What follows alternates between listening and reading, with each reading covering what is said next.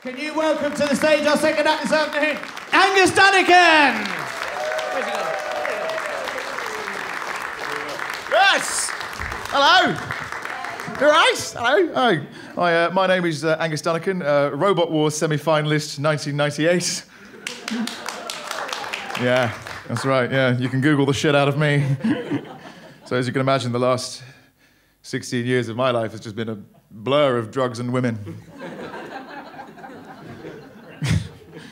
It's lovely to be in Bath. I've been travelling around quite a lot recently, actually. I was gigging in Scotland recently. Very funny people, the Scottish. I think are not often sort of commented upon facets of the Scottish, I think, is their talent for casual surrealism. I'll give you an example.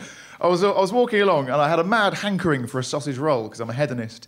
And I thought, I'll ask a local. So I asked this guy, I'm like, excuse pal, do you know if there's a bakery anywhere around here? And he goes, aye, there's one down that way, but I warn you, it doesn't sell any bread. And just wandered on.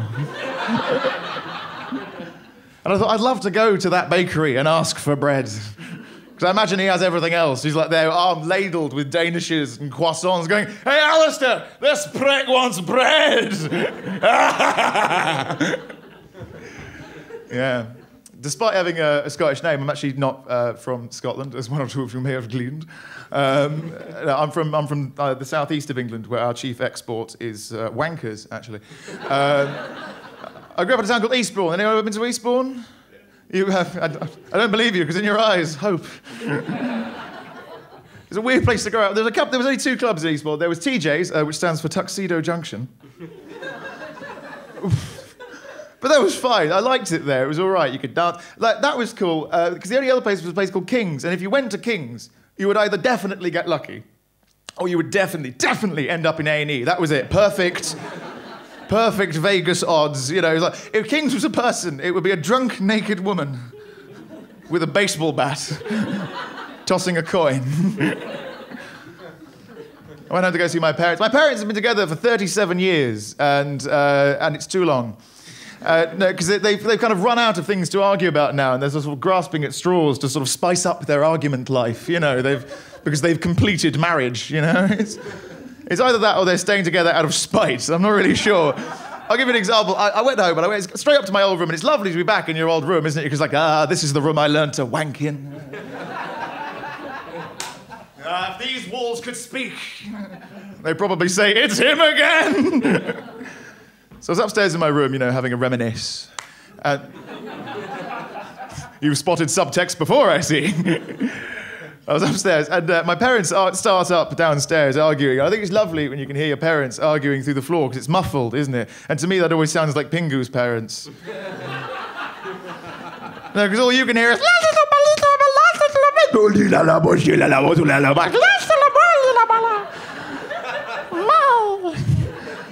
Don't write material, just do silly noises.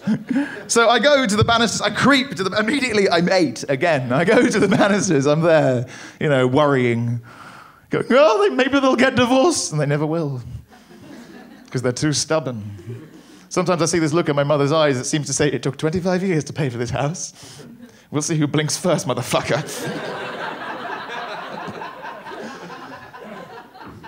But I can hear them kicking up. I can hear my dad. He's going, it's a waste. It's a waste of money. It's a waste of... So I just, you know, assume they're arguing about me. So I just... Be fair.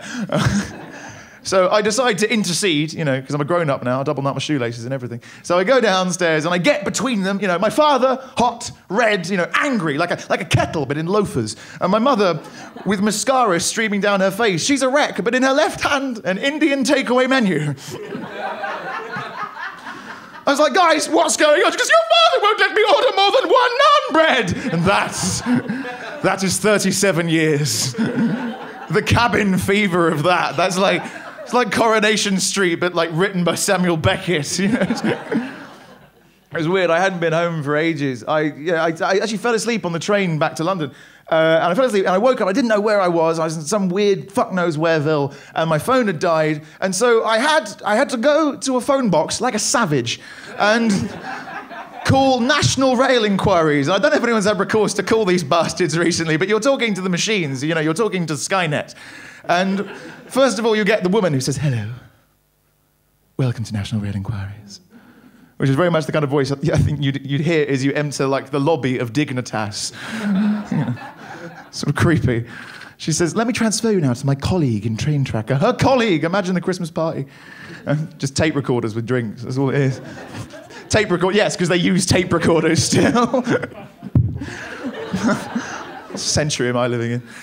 The 20th, the best century, screw this. Where's my moon base? Sod the comet. Anyway, don't improvise when it's a competition, Angus.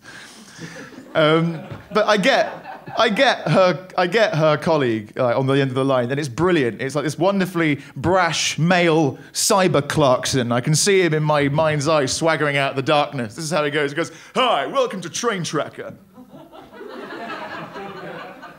As if to say, right, we've got rid of the skirt, now let's talk trains. It's very hard to get lost, though, these days, isn't it? Because everybody has iPhones. And I don't really like iPhones, because I feel like they... Well, for a start, I feel like iPhones screw up the dynamic in pubs. Because I don't know what your relationships with your people who you go drinking with are like, but the last thing I need in an argument or a discussion with my friends in pub is access to facts. You know, I was really looking forward to an evening of kind of anecdotal evidence and blind conjecture, really. It kind of ruins it, really. It just becomes painfully aware that you have nothing in common. So alone. Anyway, but I don't like also because I feel like I don't like what they do to the human face. I think there's such a thing, you've probably seen it on the bus or on the train, there's such a thing as iPhone chin, I think. It looks like... Just sort of unsightly, isn't it? Just sort of like that. I feel like if you take the iPhone out of that equation, you look like somebody who's had a stroke, who's just sat in the day room conducting along to Classic FM.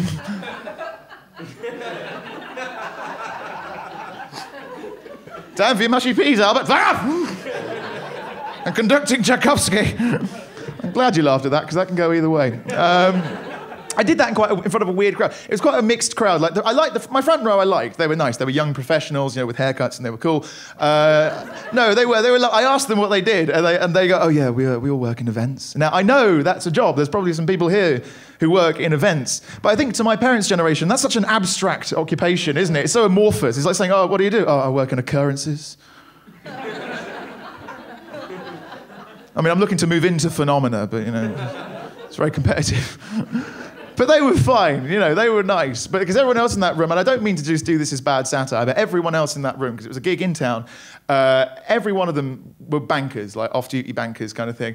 And I was just doing that bit I did a minute ago, because that's where it is now, behind me in time.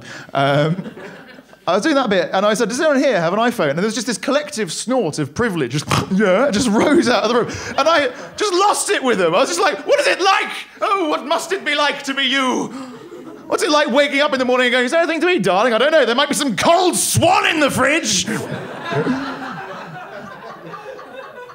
I have a lot of hang-ups about not having any money, because I do this. No, because I live in South East London, which is like one of the last affordable bits of South East London, and it's of London in general, South East London. It's currently being gentrified, which makes it harder to live there. Gentrification is a process I don't fully understand, but as far as I can make out, it basically means bastards trying to make the things that I need, like the shops and my house, more expensive. So they can become rich bastards. Now, I don't think there's anything fundamentally wrong with being rich. I think some people have earned it, and some people are just born that way. It's not their fault. And I think there's also nothing really wrong, I don't think necessarily, with being a bastard. We need a few bastards, don't we? If there were no bastards, how would we know that we're the groovy people?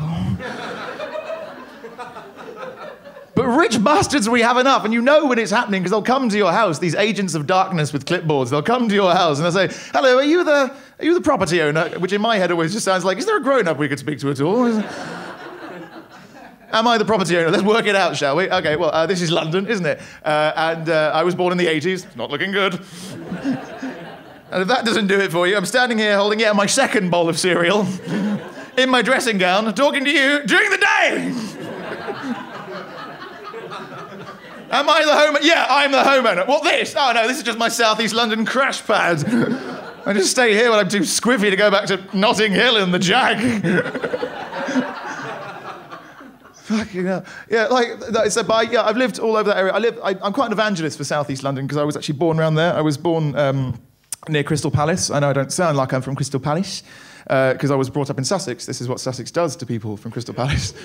It makes them sound like they own one. But I really love South East London. And I lived all over. I lived in quite a high crime area for a while, though. I lived in a place called New Cross, which was kind of cool, but kind of scary. You know, so my friends who lived in other areas would be like, where are you living now? I go, oh, New Cross. And they go, yeah, so you've seen combat. But there's lots of things you have to get used to, I think, when you live in a high crime area, like car alarms. I mean, car alarms in New Cross are like the dawn chorus. It's just part of the background noise. And also, can I just have a quick shout from everybody here who drives? So quite a lot of you, because you're proper grown-ups. Because the thing is, I doubt the efficacy of car alarms. Have you ever been out, heard a car alarm, and turned to who you're with and go, I'm sorry, I have to go. One of my fellow motorists is in danger. I don't think it happens. But you get even more desensitized to it. And like, I'd hear these car alarms going off, and I'd look out my window and I'd see a car getting turned over by these kids, effectively, And I had to have a kind of distance from it. I felt very much how I imagine David Attenborough must feel in those situations. No, because it's like, ah! But the Vauxhall Nova's cries are in vain. His attackers are swift and merciless. But there's lots of cool stuff around. I really like it around there. It's an interesting place. Fun things happen. It's fizzy. And there was. I'll leave you with this. As an example, I saw a guy walking down the road towards me, and he was a gentleman of the street. I won't deny, but he was walking along, and he had this, which is like the tail light of a scooter, and he was walking towards me down the road like this. He was going, and he spots me. Sort of sidles up next to me and he goes, here, mate, get on that. I thought, all right.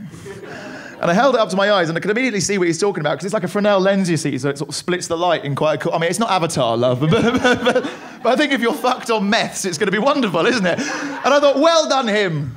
Well done him. In this economic climate, here is a man making his own entertainment. Well done. I went to give it back to him. He's like, it's all right, mate, you can keep it. I've got a spare. As he was walking away, he goes, and they have the nerve to charge us for a TV licence. That was quite a good laugh to end on, but I'll actually end on this, because I want to leave you, because you guys have been absolutely lovely. When I was at home in my room, I was up there, and I thought, I wonder if my porn is still here in my secret hiding place. So I went to my secret hiding place behind the sink, and I found it. There it was. And there was these 3 porn DVDs, all dusty and covered in spiders, because that's what I'm into. And I was looking at them going, like, I can't believe I ever owned these. These are disgusting. And then on the back of one of them was a Post-it note in my brother's handwriting that just said, Angus, Mum says the Salvation Army wouldn't take these. Guys, you've been beautiful. Good night.